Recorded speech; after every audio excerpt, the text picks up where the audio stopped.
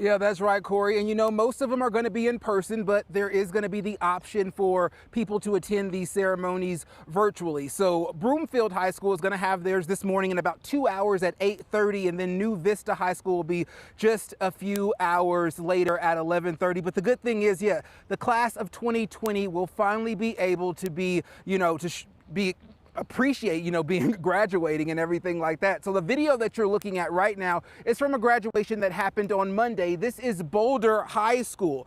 So the district announced 15 graduations at 11 schools this week. Ceremonies were delayed, obviously, because of COVID-19. So they were pushed from May to now July.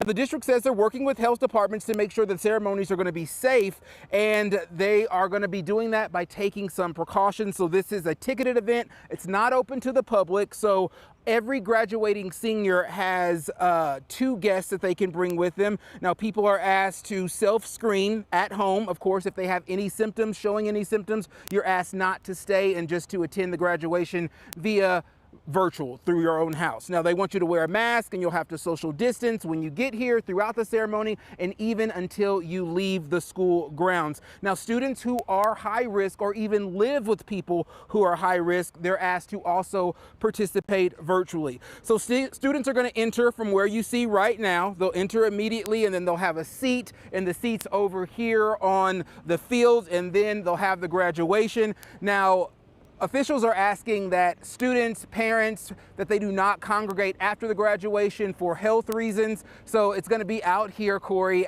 on the stadium field, and this is going to be a great thing for these students to finally be able to graduate.